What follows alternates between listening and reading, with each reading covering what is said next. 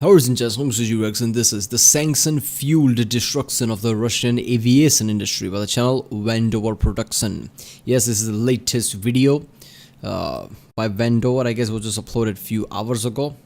I think I remember reacting to one or two Wendover videos. They're really interesting, right? It's more like a somewhat of a real life lore, but I guess history field or something like that. Right, fun facts but about history or something, if I remember correctly. I don't know, but yeah, someone told me I should do this. This is oh, holy shit, it has a 500,000 views already. All right, let's do this one. In a matter of 3 weeks, the Russian aviation industry slid back 3 decades. With one rambling justification and a subsequent brazen invasion came a cascading series of implications that brought the golden era of global aviation cooperation to a I'm such a moron. Of course, it's about current events, right? I don't know why I didn't thought of that. Maybe I'm used to reacting to historical videos so much like, which time is it? Oh, okay, the talk is about right now. All the things that are happening right now, that is creating destruction in Russian aviation industry, I guess. A screeching halt. As a 21st century Iron Curtain fell across Eastern Europe, Russian commercial aviation began reverting to a bygone era. An era marked by tension, by distrust bordering on paranoia, and by extreme and utter isolation. Throughout the Soviet era, the nation's aviation industry was defined by stark insularity. While air traffic controllers and pilots around the world spoke English, those in the USSR spoke Russian. While Western countries benefited from innovation born out of competition between private aerospace companies, technological advances in the USSR fell entirely on the state. Soviet planes, like the Tupolev 104, equivalent to the de Havilland Comet, and the Tupolev 154, equivalent to the Boeing 707, were the intellectual output of a centrally planned OKB, or an experimental design bureau, while their construction, maintenance, regulation, and certification all fell under the purview of the centralized Ministry of Aviation Industry. While much of the rest of the world's aviation industry coalesced around a sprawling set of standards, a host of trusted aerospace companies and carriers, and a spattering of supranational organizations like the International Civil Aviation Organization, the Soviet Union turned inward. Domestic flights dominated Soviet commercial aviation. Flights from Soviet capitals, regional hubs, and vacation spots composed much of state-run Aeroflot's routes. Across the post-Stalin era, Russians traveled increasingly by air for business and pleasure, but rarely did they leave the confines of the USSR. Though Aeroflot at its height serviced over 100 countries, only select Soviets, diplomats, athletes, scientists, and artists, saw the outside world with any regularity. For the business traveler, international trips hinged on their ability to prove the travel was absolutely necessary and the ability to pass extensive background. Yeah, but around this time, it was more like when NATO was created in the first place. So NATO countries, Russian, basically Soviet countries at that time. It was time for Soviet Union.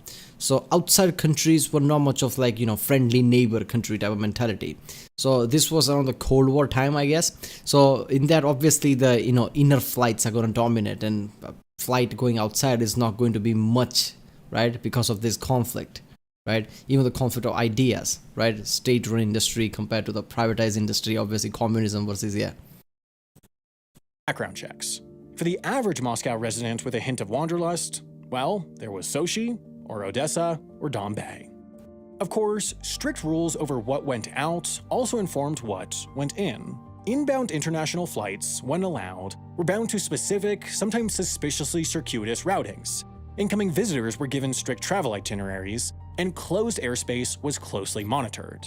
In the case of Korean Airlines Flight 7, to tragic consequences. Closed airspace built walls in the sky. Walls which created a world of separated worlds. One where cities like Anchorage became international hubs. One where the Soviet aviation industry and Soviet travelers existed separate from the rest. One that current events have us poised to return to. Just hours after Russian missiles began tearing across Ukrainian skies, it became apparent that it wouldn't only be Ukrainian airspace taking on a new atmosphere of hostility.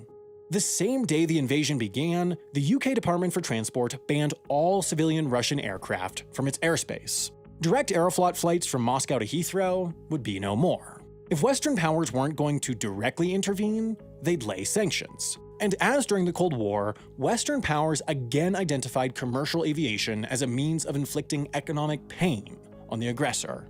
In the following days, the European Union, Canada, then the United States, among others, banned Russian flights from their airspace. Russia, for its part, responded in kind, closing its airspace to the 30-plus unfriendly countries. I mean, it makes sense, right? I mean, what is other thing besides goods, transport of goods that you can ban? It's people, right? So ban Russian people from traveling anywhere. That's a kind of a hard, hitting blow, I guess. A tit-for-tat move. Walls went up, and an era of unprecedented peacetime mobility slammed shut. Aeroflot, which just days before had operated international flights as far east as Tokyo and as far west as Los Angeles, announced on March 5th that its only international service would be into the capital city of Minsk in allied Belarus. European and American carriers began diverting routes so as to avoid Russian airspace. Russian airspace that US airlines typically crossed an average of 1,400 times a week. Flights like Lufthansa's LH716 from Frankfurt to Tokyo once arched over Siberia, but now cut south through Central Asia. In the most indicative example of the rapid backslide into Soviet-era aviation norms, Finnair announced it was dusting the cobwebs off the circuitous route from Helsinki to Tokyo, one last flown in the late 80s, adding more than 3 hours of flight time, but avoiding Russia entirely. When, if ever, these walls go down is anyone's guess. What is certain, though, is that redirected flight patterns and a return to an almost exclusively domestic route network marks only the tip of the iceberg as to the long-term impact of Russia's invasion on Russian aviation. Beyond the growing divide between Russia and— Listen, man, holy shit. I mean, basically, whenever some company thrives at an international level, right, like, aviation industry, and then it plummets like that for God knows how long, will it be able to recover? Like, that's a major blow for, future history, right? So, yeah, I guess this video is interesting. I like how, the war elements are going around, and Wendover's like, okay, let's talk about the aviation industry. In global skies, the country's aviation industry is also experiencing a new digital divide. You see, whether it be a hotel in Zanzibar, a rental car company in Jeju, or a regional airline in Guatemala, the entire world of travel is all connected by the Global Distribution System, the GDS. At the simplest level, the GDS is a common, connected way to communicate and book inventory between travel providers. This and other back-end communication is crucial for airlines in particular, since they rely so heavily on bookings originating from third-party online travel agencies like Google Flights, Expedia, or Skyscanner, and also on selling tickets that include flights operated by other airlines. When a passenger flies Delta from Seattle to Amsterdam, then connects on KLM to Athens, Delta and KLM's systems need to communicate. If they didn't, the passenger wouldn't be able to get their KLM boarding pass when checking in Seattle, they wouldn't be able to check their bag all the way through to Athens, they wouldn't be able to get help from KLM if a Delta delay led to a misconnection. Back-end communication is crucial for the cohesive travel experience from airline to airline. Now, GDS software is essentially run by 3 companies: Amadeus, Sabre, and Travelport. Combined, they hold the market outright. Therefore, the announcement that all 3 GDS providers were suspending Aeroflot's access was considered a death blow for the airline. This decision was guided by the fact that Aeroflot is a majority state-owned airline, and so Aeroflot revenue would go directly to the very entity funding the deadly invasion of Ukraine. Now, without access to the GDS, Aeroflot flights no longer appear on Google Flights, Expedia, Skyscanner, or any other online travel agency. To book, one must go directly to Aeroflot's website. In addition, and perhaps more crucially, Aeroflot flights can no longer be booked as part of itineraries with other airlines. While most international airlines have suspended service to Russia, Middle Eastern carriers, namely Turkish, Qatar, Etihad, and Emirates, have emerged as a crucial air bridge for the country, one of the few convenient ways in or out, especially when heading to Western destinations. Etihad, in particular, used to code-share with Aeroflot, allowing a passenger to book a ticket from Abu Dhabi to Moscow, then seamlessly connect onwards on Aeroflot to Sochi, for example.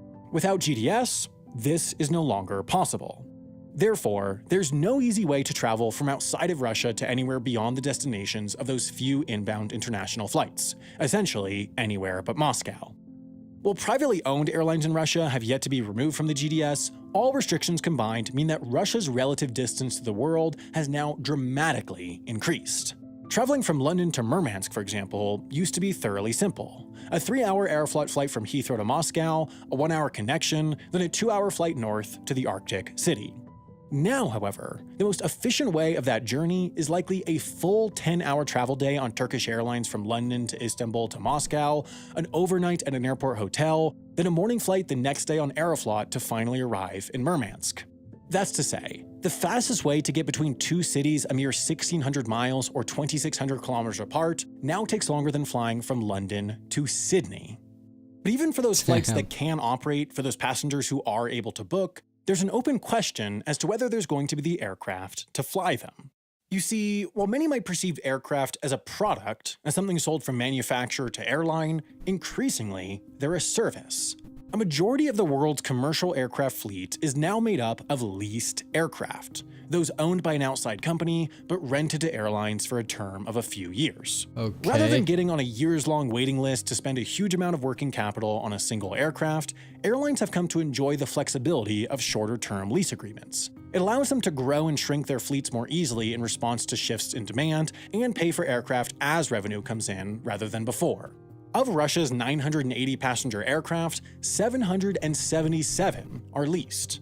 Of those, What? two-thirds, or 515, are leased from companies based outside of the country. Nearly all of those foreign companies are now either required to terminate their lease agreements due to sanctions imposed by their home country, or have chosen to due to a lack of faith in Russian Airlines' ability to continue paying due to the collapse of the ruble and the Oh my god, what the fuck? I never thought of it like that. So most of the flights are leased one by the certain company. Obviously that's the most efficient way of doing it. Like, why would you spend way too much capital just buying planes when you can lease it, right? I mean, you are providing a kind of service, right? So by demands you can decide if you want to lease more or less or whatever. But now this creates a dilemma that half of the planes at least are gonna pull back because they are internationally owned planes. decimation of international route networks. Now, as aircraft leasing gained prominence in the early 2000s, a number of nations came together to sign the Cape Town Treaty. Like ships, for example, aircraft often spend much or most of their service lives outside of the country in which they're registered, so an Irish leasing company like AerCap, for example, can't rely on Irish law to give it the right to repossess an aircraft for non-payment if it was leased to a foreign airline and located outside of Ireland. Therefore, the Cape Town Convention made aircraft leases, and especially aircraft repossessions, enforceable by international law. It meant that AerCap had a legal right to ask the Russian authorities to help it seize an Aeroflot aircraft for non-payment or lease termination. That's, of course, because Russia is a signatory of the Cape Town Treaty. However, in this case, facing the loss of the majority of its civil aviation fleet, the nation just decided to ignore it. In fact, not only did they ignore it, but instead, Russia began a state-sanctioned theft of billions upon billions of dollars worth of aircraft. Alright. This is fucking awesome. Yeah, so obviously, if someone can invade a country when there's a major no-no violating many laws, international laws and God's what, he's not going to be like, okay, you can't have the plane, give me back those planes. He's just going to, no. What, you going to do, invade me and take my planes? Go, good luck with that shit. So it's just, they're just going to refuse to give planes back. See, the majority of the aircraft owned by major international leasing companies are registered in either Ireland or Bermuda, mostly due to tax advantages.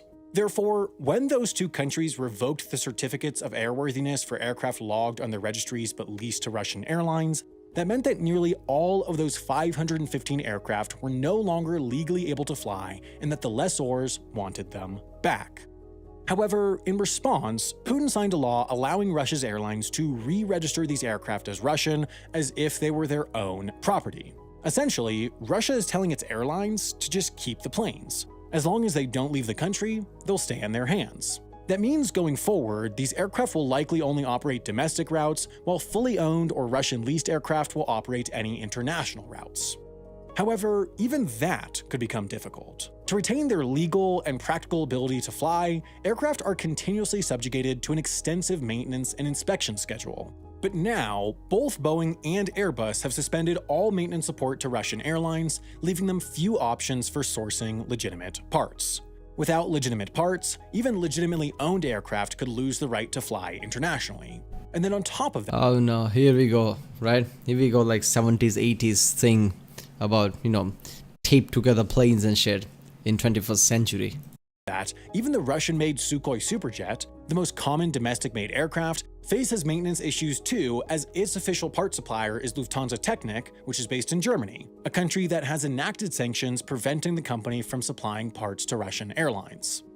Now, there is precedent for this situation. Iran's aviation industry operated under similarly severe sanctions from 2007 to 2015. This resulted in them holding on to the aircraft they had prior to the sanctions long past their typical service lives. When an aircraft part went faulty, focus was placed on repairing it rather than replacing it, since nearly all parts replacement required cannibalizing from grounded aircraft.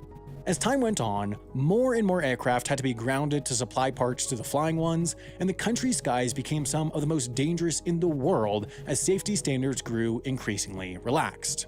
Russia is likely to operate under a similar system. Assuming it continues to hold on to all 980 of its commercial aircraft, it'll have an oversupply due to its airlines' inability to operate most in-demand international routes. But the longer the sanctions stretch on, the more planes will have to be dedicated to cannibalization, and the fewer there will be that can actually fly.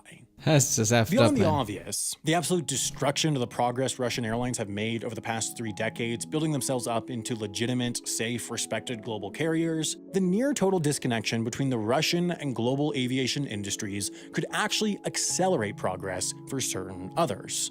To start, between Sukhoi and Irkut, Russia has been attempting to revitalize its storied aircraft manufacturing industry. So far with little success, as their aircraft have not been competitive with those of Western manufacturers.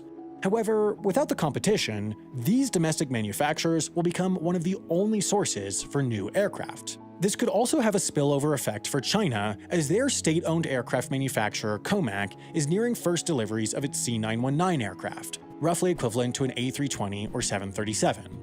If it's able to make a version free of parts from countries that have sanctioned Russia or China, which is a big if, Comac could capture demand from Russia that could not be fulfilled by Comac's primary competitors, Boeing and Airbus. Yeah. But the implications go further than that. While the impact of Russia's airspace closure was dulled by weak international travel demand to and from Asia, with most of the continent's borders still closed in response to the pandemic, as this demand grows in step with COVID's fade, this could have broad, long-term implications on the global aviation industry.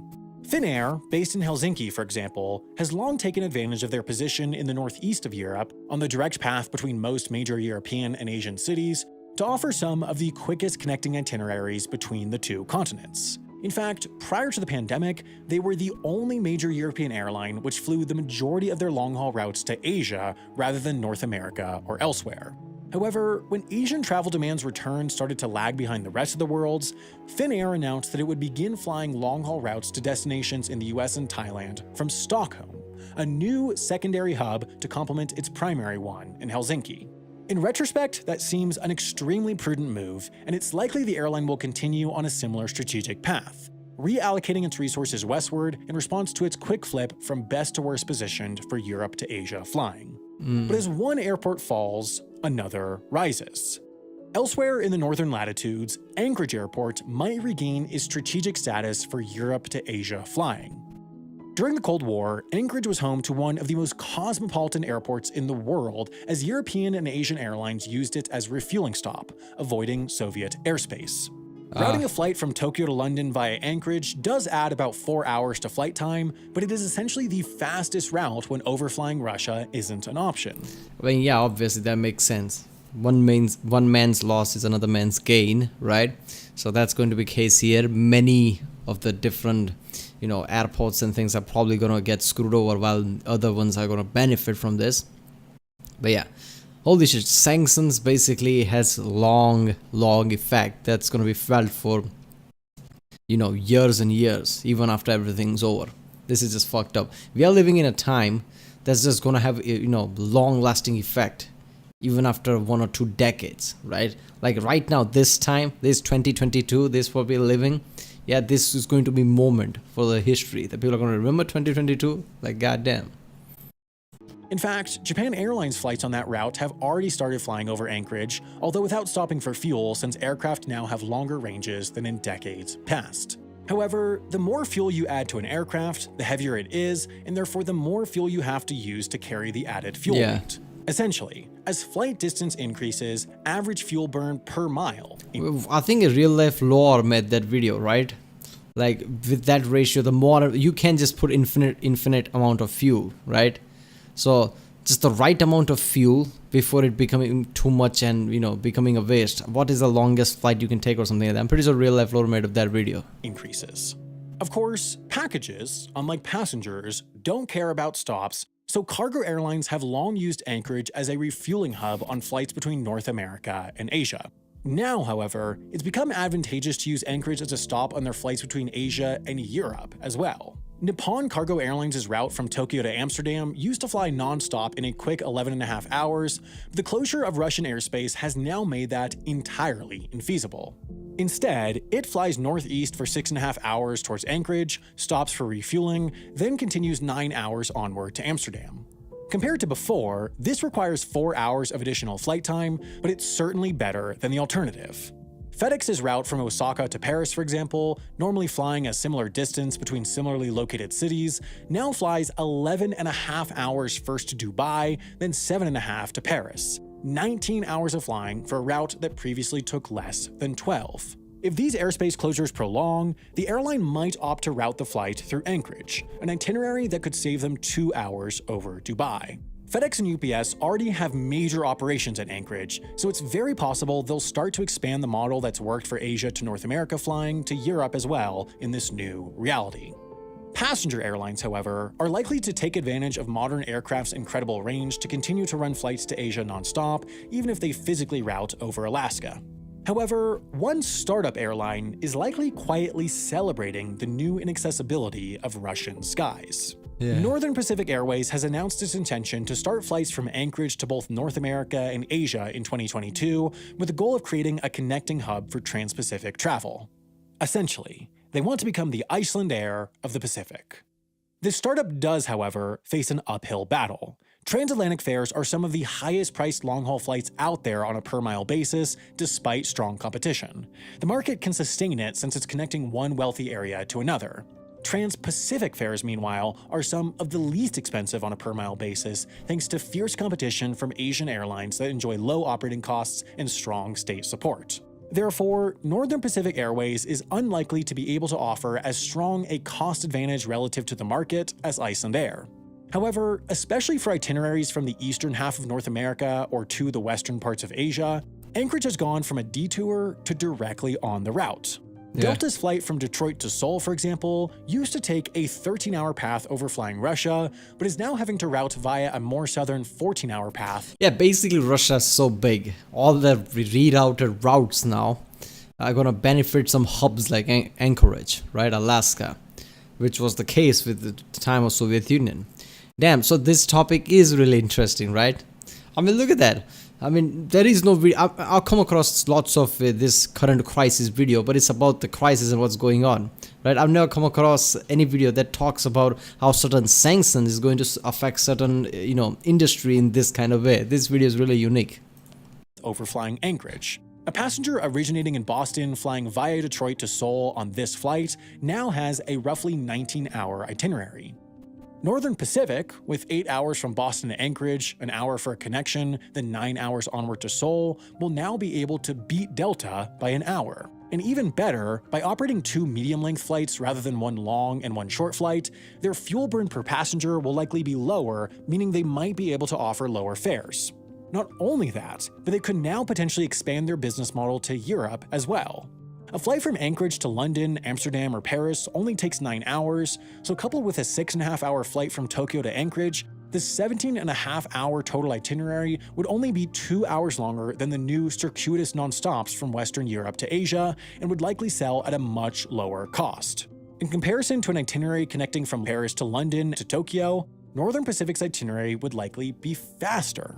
Now, a European expansion for this as-yet unlaunched airline is unlikely in the near term, as their fleet will initially be composed of 757s that cannot confidently reach the major European airports, but if this new reality entrenches into the long term, it's certainly an option. At the very least, though, this has raised the business model's status from one met with resounding skepticism among experts to one now considered potentially feasible. Now, the short of all these compounding implications is that, across the board really, from Western travelers to all strata of Russian society, these changes are going to hurt. The decisions of a few and the world's response to those decisions have ensured we'll all feel the squeeze of closed airspace and aviation sanctions. Beyond the economics, though, February 24th, 2022 marks the end of a period of mostly sustained, mostly stable peace between world powers that allowed for unprecedented efficiency and standardization in the skies and unmatched mobility and convenience for the traveler. The 3 decades of uniquely open and accessible airways. Yeah, I mean, small events, small company events sent ripple through that basically stock market that hurt economies. This, what's happening right now, no shit, is going to hurt literally everyone around the world, right? I mean, most of the countries around the world, right? I know there are certain individuals and certain individual companies that are going to profit a lot, but mostly all people are going to hurt, right? With the oil prices, even now in the aviation, damn, the ripple effect is going to be ridiculous. I remember, talking about just a year or two ago in certain historical videos, right? That we live in a society right now that is like, tethered with everyone, right? And even small events creates a ripple that you can physically see, right? With the hike of prices here and there. So a war would basically screw everything up at a level they could even start a butterfly effect. That's just going to hurt economy for even decades. I hope this is not that event. Otherwise, we are seriously fucked because we just, went through the 2020 thing, right? And it's still kind of going on. It's still not going away. And now this. Are over. When, or more accurately, if we're to return to such a time, at this point, is anyone's guess. If you're anything like me, you typically struggle to decide what to do at dinner time. Should I have unhealthy freezer food, expensive takeout, or a time-consuming home-cooked meal? Of course, I no longer have to make this decision since, for the past 2 years, I've used HelloFresh. Yeah, people, go to the original video page, link from the description, and support this channel with HelloFresh, I guess.